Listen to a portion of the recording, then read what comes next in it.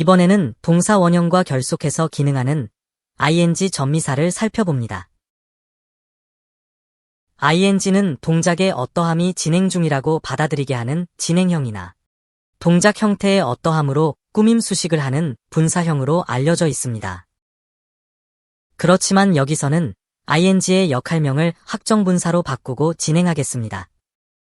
학정은 태생적인 동작 형태, 즉 속성 그대로를 드러내는 것으로 정해져 있다는 것이고, 분사는 대상을 꾸며준다는 말입니다. 이 확정분사라는 이름으로 ing의 역할 기능과 작용 개념을 확인해 보겠습니다.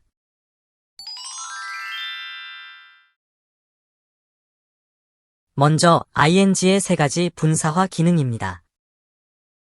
가장 빈번히 대하게 되는 분사화는 동사의 진행형이고요. 그리고 형용사가 그렇듯 대상을 향한 수식어 기능입니다. 또 하나는 동사의 명사화라고 할 수 있습니다. 그뿐만이 아닙니다. 분사화에 이어 학정화하는 기능이 있습니다.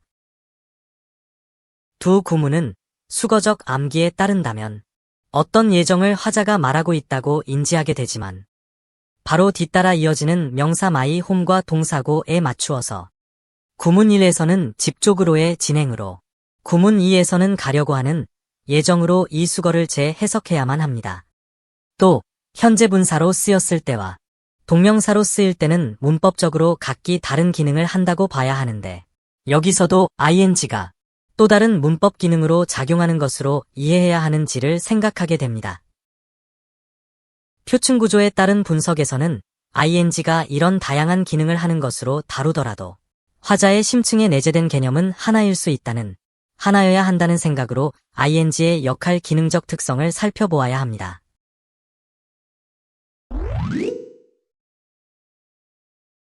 본문 1 구문은 be going to를 수거화해서 수용하게 만드는 표현형입니다. 본문 1 표현을 우리말 해석에 따라 분석해보면 주가 되는 동작은 meet이고 go는 동작 형태가 드러나질 않기 때문에 meet 앞에 어휘 모두는 예정 표현 억구로 묶임을 당한 셈이고, 이 묶임이 주는 해석상의 편의는 수거화의 요인일 것입니다. 이 수거에 따르면 표현된 상황은 앞으로 행해질 미래의 것인데, 그렇다면 무엇이 이 구문을 미래화했을까요? to 플러스 원형 동사 결합어인 to meet에 미래지향적 특성이 있기 때문이라면 다음 구문도 미래적이어야 하는데 내용인즉 그렇지 않습니다. 예문 1 표현은 수거화된 be going to에 대한 고정관념을 깨트려주는 좋은 예입니다.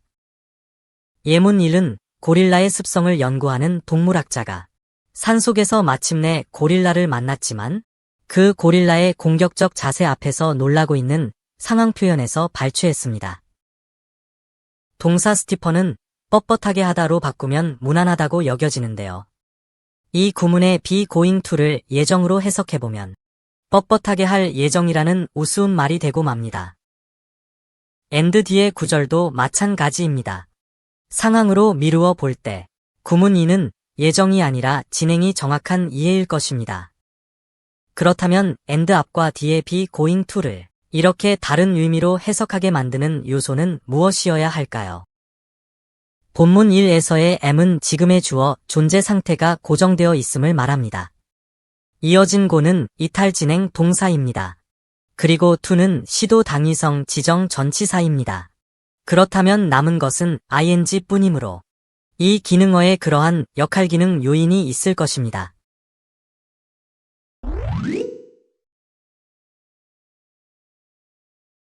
이번에는 진행을 표현한다고 보는 측면에서 보겠습니다.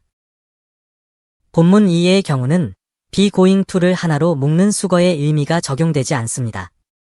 예문 1은 집에 가고 있다 라는 표현인데, 예문 2처럼 she goes to her home이라고 해도 집에 가고 있는 동작이 표현되기 때문에 동작 진행의 관점에서 보면 진행형 표현으로 문법화되는 going 사용 구문과 똑같아집니다.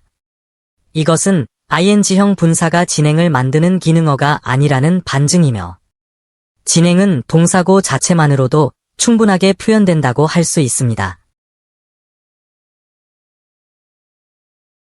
그런데 예문 3에서는 고가 2번 사용되어 있는데 동사고는 어떤 지점 혹은 어떤 시점으로부터 정해진 대로 나아가게 함을 표현하는 동작이므로 예문 3에서 ing 기능을 빼면 아래 표현 2에서처럼 나타내야 하므로 비문이 되고 맙니다.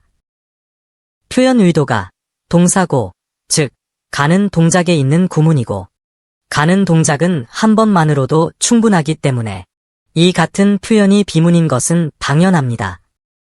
그러나 구문 3이 정문을 이루는 것은 고잉 속의 고만이 아니라 고잉 그 자체가 표현 의도의 핵심 어휘로 쓰였기 때문이라는 것을 말해줍니다. 투 전치사도 그래야 하는 것은 이것이다 라는 당위성으로 대상 어휘를 의미 지정할 때 그래야 하는 것에 해당하는 것이 고잉 속의 고가 아니라 결합 어구, 고 플러스 ing 전체를 대상으로 하는 것이어야 합니다.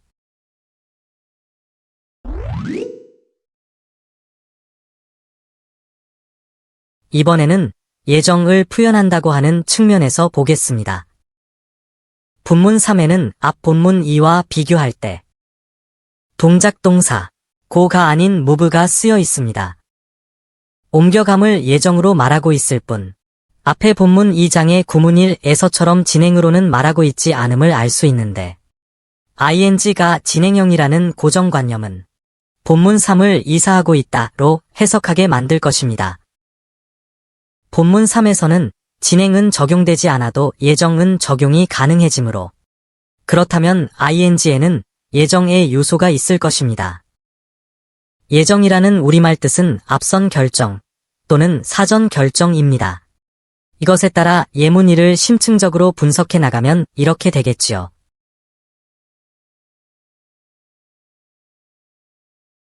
그런데 구문 2에서는 진행으로 해석되어야 하므로 사전 결정, ing을 적용한다면 오역이 되고 맙니다. 그래서 예정이라는 말에서 즉 미리라는 의미를 뺀 v 플러스 결정이라는 역할을 ing에 부여하고서 동사 동작이 결정되어 있는 상태라는 심층적 작용 개념을 구문 3에 적용해보면 집에 가는 동작이 결정되어진 상태이다 라는 표현이 가능하고 이랬을 때야 비로소 예정만이 아니라 진행의 요소까지도 느껴지게 될 것입니다. 그런데 이러한 분석을 수용하고 적용하기 위해서는 편의상 is going to를 수거화하려 들 것입니다. 그렇지만 이 같은 표층적인 분석에 의한 수거화는 몇몇 유형의 표현에 한정될 뿐이라서 다시 생각해 보아야 합니다.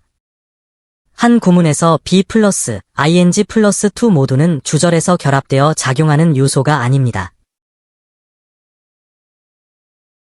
예문 4처럼 to는 멀리 떨어진 상황부가부 요소 앞에 전치되어 있음을 볼 수 있는데요.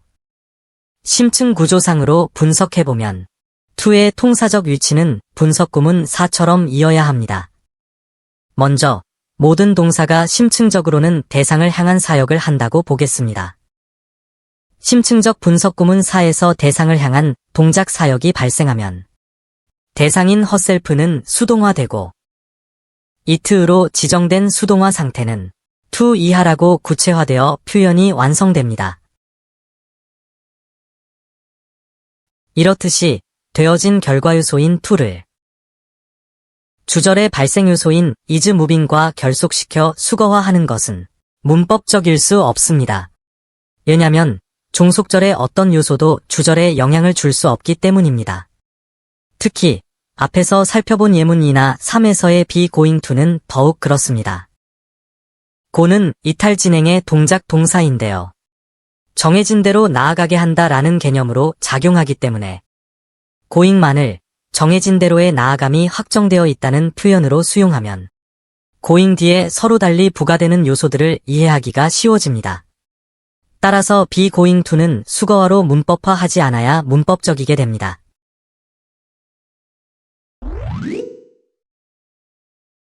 이번에는 동작성이 결정되는 것을 알아보겠습니다.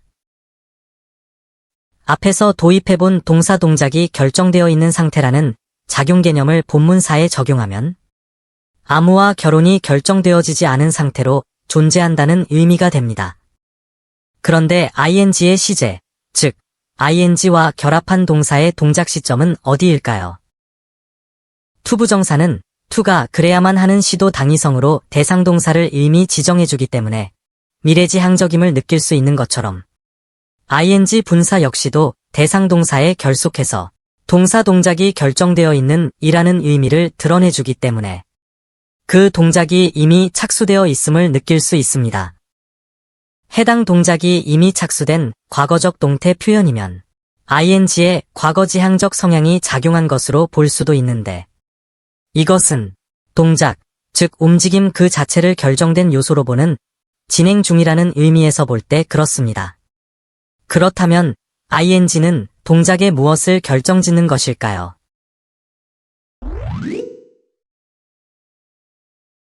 이번에는 ing의 과거지향적 성향을 보겠습니다. 시작한다 라는 스타트는 찰나의 동작으로 시간상의 한 점일 뿐 계속되어질 수 없는 동작임이 자명합니다. 따라서 ing의 그 동사 동작을 진행으로 만드는 속성이 있다고 했을 때 스타트 플러스 ing는 모순을 낳게 됩니다. 본문 5에서의 ing를 진행으로 해석해보면 눈이 내리려는 출발이 진행되고 있다가 되는데 스타트라는 동작에 이미 착수된 과거의 동작이라는 과거지향적 성향이 ing에 의해 표현되어야 하므로 이 본문에서의 경우는 동작이 어느 시점부터 계속되고 있다는, 즉 시작이 계속된다는 모호한 해석을 해야 합니다. 그래서 ing가 대상에 무엇을 과거지향적이게 하는가를 밝혀보아야 합니다. 본문 5에서부터 적용해보면 스타트 플러스 ing는 동작 플러스 결정으로 나눌 수 있고 앞에서 살펴본 바대로 스타트 동작이 과거지향적일 경우 모순이 발견되었으므로 남은 것은 결정입니다. 다시 말해서 출발이라는 움직임에다 과거지향성을 주는 것이 아니라 출발의 결정에 과거지향성이 부여된다고 보는 것입니다. ing의 과거지향적 성향을 표현해줄 우리말 개념을 도출하기 위해서는 시제적으로 이미 라는 점이 고려되어야 하는데 이것을 반영하면 이미 동사 동작이 결정되어 있는 상태, 즉 동작 형태가 확정지어진 상태라는 새로운 개념이 드러납니다. 이 개념대로라면 동작이 행해진 시점은 없고 그 동작이 결정된 확정의 시점만이 있다는 것으로 내재화할 수 있습니다. 그것도 지금보다는 앞서서 행해진 결정의 시점인 이미를 시제로 가지는 확정이라 할 수 있습니다. 이 역할 기능과 작용 개념을 다음 일 구문에 적용해 보겠습니다. 2시 30분을 시작점으로 하면 그 찰나가 스타트 동작의 착수점이 되는 것이므로 ing에 이미 확정 지어진 상태를 적용해보면 시합, 더 매치는 2시 30분에 시작하기로 이미 확정된 상태라는 심층 해석이 가능해집니다.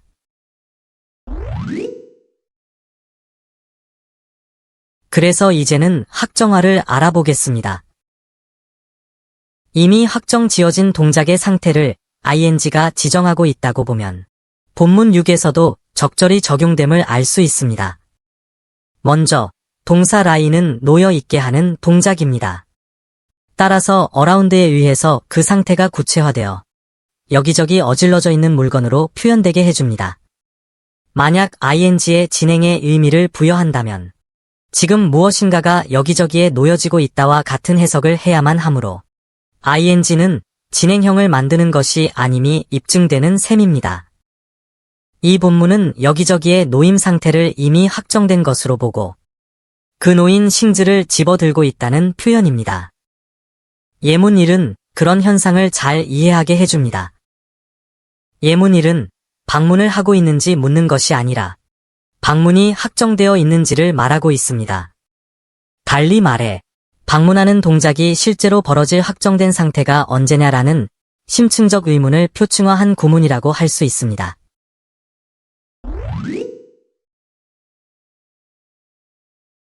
여기서는 ing가 예정도 진행도 아님을 보겠습니다. 본문 7은 도망하려는 인지를 보고 납치범이 조롱하는 표현에서 인용했습니다. 본문 7을 우리말화 해보면 진행도 예정도 적절하지 않음을 알 수가 있습니다. 심층적 작용 개념으로 풀어보면 넌 어디로도 가게끔 결정되어 있지 않은 상태이다 라는 말을 하고 있기 때문인데요. 예문 1의 표현에서도 그 같은 심층 개념이 적용되어야 가능한 인력입니다. be는 이룰 유형을 나타내는 상태 동사입니다. 따라서 그 ing에 의한 확정의 내용물은 고통이게 됩니다. 이 구문을 심층적으로 해석하면 그는 확실히 고통이 확정 지어져 있는 상태이다가 되고 이것에 따라 벌 받을 거야 라는 인력이 가능해집니다.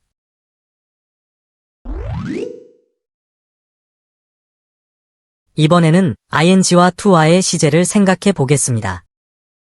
본문에서 주어부는 투부정사가 있고 보어부에는 ing가 있는데 각각의 기능어 시제가 변별적으로 작용하고 있으면 투부정사는 미래지향적으로 ing는 과거지향적으로 기능할 수는 있어도 결코 시차적 시제로 기능할 수는 없게 됩니다. 왜냐하면 시제의 일치가 주류를 이룬다는 영어 문법 규정에서는 자기 모순에 빠지는 구문 분석을 해야 하기 때문입니다. to의 당위성과 ing의 확정성을 표현 1에 적용해보면 이렇게 됩니다.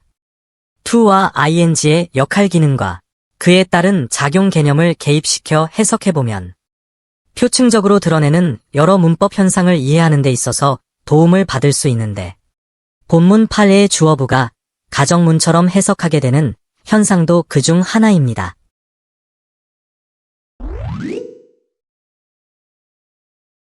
이번에는 ing에 의한 동명사와 투부정사에서의 차이를 보겠습니다. 본문 9는 이른바 동명사로 쓰인 구문입니다. 여기에서의 히스 소유격은 동명사에 대한 의미상의 주어로 역할을 한다고 하는데 앞에서 밝힌 바에 따르면 to가 원형 동사를 지정할 때는 그래야 할 당위적 동작을 지정합니다. 따라서 2의 표현은 정문일 수 있어도 1의 표현은 비문인데요. 예문 1에서 to make는 his로 행해야 할 동작이므로 실체화할 수 없을 것입니다. 그런 이유로 구문 1은 his가 to make의 미실체를 소유하지 못하기 때문에 서로는 함께 쓰일 수가 없어 비문인 셈입니다. 그렇지만 본문 9에서는 히스 소유격이 making을 의미적으로 소유하고 있는데 이것은 ing가 그 동사의 동작 속성을 확정지어 실체화해 주었기 때문에 가능한 소유 형태의 구문 구조라고 볼 수 있고 그와 같은 현상은 구문 3과 4에서처럼 동명사가 목적어로 바로 쓰인 경우에도 마찬가지입니다. ing가 결합한 동사는 확정된 동작 행위로 문법적으로는 소유가 가능할 만큼의 객체성을 인정받는다고 볼 수 있는데 이 현상 때문에 그 자체로 명사적 명분을 지니게 되어 목적어로서의 자격을 갖게 되는 셈입니다. 그리고 이런 표현의 경우 의미상의 주어를 복원해서 분석한다면 이렇게 됩니다. 예문 5의 경우 소리를 지른 행위자가 주어 자신이므로 생략이 가능하지만 주어와 소리 지른 행위자가 다르면 구문 6에서처럼 소리 지른 자를 밝혀야 함은 자명합니다. 지금까지의 분석에서 드러난 ing의 역할 기능과 그에 따른 작용 개념은 이렇습니다. 첫째, ing는 동사의 동작 형태를 확정지어서 문법적으로 실체화해줍니다. 둘째, ing의 확정성은 실행 동작이 아닌 원형 분사에 작용합니다. 셋째, ing가 과거지향적이라서 동작 형태가 확정되는 시점은 이미 로 적용받게 됩니다. 이제는 도출한 ing의 역할 기능과 작용 개념으로 확정 분사 ing의 사용이 자유로워지시기 바랍니다. 구독을 눌러두시고 또 다른 어휘 분석도 놓치지 마세요. 이러한 문법 분석이 낯설거나 어려우시면 반복해보세요. 영어가 새롭게 다가올 것입니다. 자세히 보시려면 출판되어 있는 전자책과 종이책을 활용하세요. 물론 홈페이지에서는 무료로 보실 수 있습니다.